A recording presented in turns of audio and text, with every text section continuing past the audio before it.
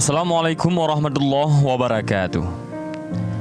Di akhir hayatnya, Rasulullah SAW wafat di Madinah yang kemudian dimakamkan di dalam rumah Aisyah yang kini sudah menjadi bahagian dari Masjid Nabawi. Kondisi makam Rasulullah SAW dijaga dengan ketat. Pintu ditutup rapat dengan pagar dan dijaga tentara kerajaan. Hal ini dilakukan mengingat pasti banyak umat yang ingin mendekat jika makam ini dibiarkan terbuka. Selain itu, juga untuk mengantisipasi upaya dari orang-orang yang ingin bertindak jahat seperti mencuri jasad Nabi.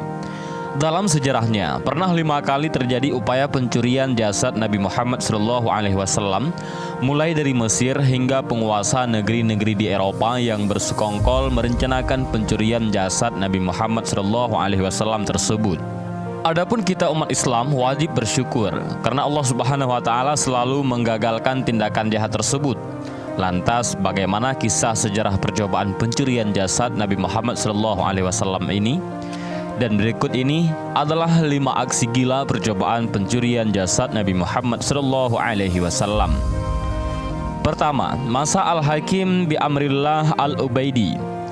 Kisah upaya pencurian jasad Nabi Muhammad SAW ini ditulis oleh Muhammad Ilyas Abdul Ghani, penulis buku sejarah Masjid Nabawi Asy-Syarif. Dalam bukunya, ia menulis bahwa percobaan pencurian pertama dilakukan pada masa Al-Hakim bi Amrillah Al-Ubaidi. Al-Hakim bi Amrillah merupakan sosok raja dari Daulah Fatimiyah.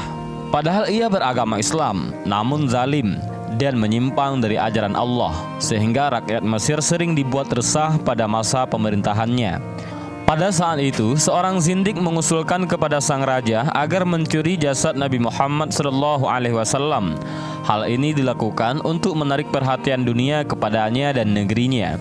Dengan menghadirkan Rasulullah SAW ke Mesir, maka negeri ini akan menggantikan Madinah serta dikunjungi banyak orang.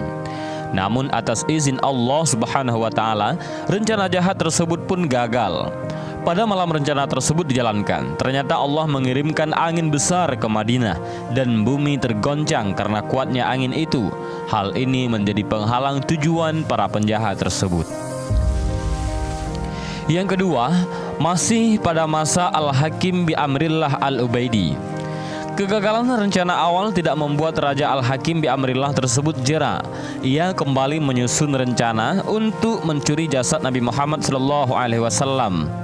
Kali ini, prajuritnya mampu memasuki Madinah dan untuk melancarkan aksinya, mereka tinggal di dekat Masjid Nabawi. Mereka mulai menggali tanah untuk membuat terowongan menuju makam Nabi Muhammad SAW. Namun dengan izin Allah, keajaiban pun kembali terjadi. Terdengar suara menyeru di tengah-tengah masyarakat kota Madinah, yaitu dengan kata-kata, "Nabi kalian akan digali kuburnya." Masyarakat pun kemudian melakukan penyelidikan dan mendapati utusan Al-Hakim bi Amrillah Al-Ubaidi tengah menggali terowongan di dekat Masjid Nabawi. Mereka kemudian dihukum dan dibunuh. Yang ketiga, rencana pencurian jasad Nabi oleh penguasa di Eropa. Ditulis oleh sejarawan Ali Hafiz dalam kitab Fusul min Tarikhi Al-Madinah Al-Munawwarah. Peristiwa ini terjadi pada tahun 1164 Masehi ataupun bertepatan 557 Hijriah. Saat itu, kondisi umat Islam dalam keadaan melemah karena masa perang salib, sehingga para penguasa Eropa bersepakat untuk mencuri jasad Nabi Muhammad SAW. Pada musim haji, para penguasa negeri-negeri di Eropa mengirimkan 2 orang utusan untuk mencuri jenazah Rasulullah. Kedua orang itu menyamar sebagai jemaah haji dari Andalusia yang memakai pakaian khas Maghribi. Keduanya pun ditugaskan untuk melakukan pengintaian untuk mencari kesempatan mencuri jasad Nabi Muhammad SAW. Setelah melakukan analisa lapangan, keduanya memberanikan diri untuk menyewa sebuah rumah yang lokasinya dekat dengan makam Rasulullah SAW di sekitar Masjid Nabawi. Mereka lalu membuat lubang dari dalam kamar penginapan menuju ke makam Rasulullah SAW. Namun rencana tersebut digagalkan oleh Allah Subhanahu wa taala melalui seorang hambanya yang soleh, yaitu Sultan Nuruddin Mahmud bin Zangki. Sang sultan penguasa Mesir dan Syrian itu suatu malam bermimpi bertemu Rasulullah. Sang Nabi pun menunjukkan 2 orang berwajah Eropa, seraya berkata, "Wahai Mahmud, tolonglah aku dari 2 orang ini." Sang sultan pun terbangun dan terkejut. Ia lalu berwudu dan melanjutkan tidur. Namun ia kembali bermimpi yang sama hingga 3 kali berturut-turut. Pagi harinya, Sultan Mahmud menceritakan mimpinya kepada para menteri dan berpikir bahwa telah terjadi sesuatu di Madinah. Akhirnya Sultan bersama 1000 pengawal dan harta yang banyak berangkatlah ke Madinah. Sesampainya di Madinah, ia segera salat di Raudhah, lalu menziarahi pusara Rasulullah SAW. Sultan duduk termenung di depan pusara Rasul. Segera setelah itu, Sultan memerintahkan agar seluruh penduduk Madinah berkumpul, terutama penduduk dan peziarah di sekitar Masjid Nabawi. Sultan lalu membagi-bagikan hadiah pada setiap orang yang datang dengan harapan bisa bertemu dengan 2 orang yang dilihatnya dalam mimpi itu. Namun sayang, ia tidak bertemu dengan 2 orang yang dicarinya itu. Sultan Nuruddin lalu berkata, "Apakah ada yang belum mendapatkan hadiah?"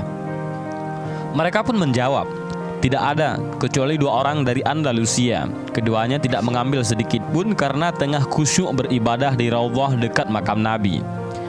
Setelah dicari, kedua orang itu segera dihadapkan kepada Sultan Nuruddin untuk diinterogasi. Pada awalnya, mereka mengaku sebagai peziarah Muslim dari Andalusia. Namun wajah mereka terlihat gurat-gurat ketakutan dan jawabannya pun berbelit-belit. Untuk mendapatkan kebenaran jawabannya, kedua orang tersebut kemudian dibawa ke bilik dinding dan dibukalah celananya. Ternyata kedua orang itu tidaklah berkhitan. Setelah diinterogasi terus-menerus, keduanya mengaku bahwa mereka adalah tentara salib. Keduanya mengaku melaksanakan tugas suci dari sebuah liga internasional untuk mengambil jasad Nabi Muhammad SAW dan dibawa ke Eropa. Usaha pencurian itu sudah mereka lakukan sejak lama dengan cara menggali terowongan di sebelah kiblat luar Masjid Nabawi. Kedua utusan itu akhirnya dihukum mati. Yang keempat adalah kelompok perampok. Upaya keempat, saat sejumlah orang mencuri dan merompok kafilah jamaah haji, kemudian mereka bertekad untuk menggali makam Nabi Muhammad SAW. Mereka berbicara dan terang-terangan mengutarakan niat mereka. Mereka lalu menyeberangi laut menuju Madinah. Kemudian Allah menolak serangan mereka dengan kapal yang telah disiapkan dari Mesir Al-Iskandariyah yang mengikuti mereka. Kemudian menangkap mereka semuanya dan memenjarakannya. Dan yang kelima, 40 orang yang ingin menggali makam Abu Bakar dan Umar. Usaha kelima dilakukan dengan rencana menggali makam Abu Bakar dan Umar bin Khattab. Itu terjadi di pertengahan abad ke-7 Hijriah. Sejumlah orang yang mencari 40 orang dari Aleppo, Suriah, ingin menggali kubur di malam hari. Kemudian bumi pun terbelah dan menelan mereka. Hal ini diceritakan oleh pelayan Al-Haram An-Nabawi pada saat itu. Beliau adalah Syawab Asy-Syamsu Al-Mati. Dan inilah 5 aksi gila percobaan pencurian jasad Nabi Muhammad SAW. Mudah-mudahan video ini bermanfaat bagi kita semua. Amin ya rabbal alamin. Wallahu a'lam bishawab. Assalamualaikum warahmatullahi wabarakatuh.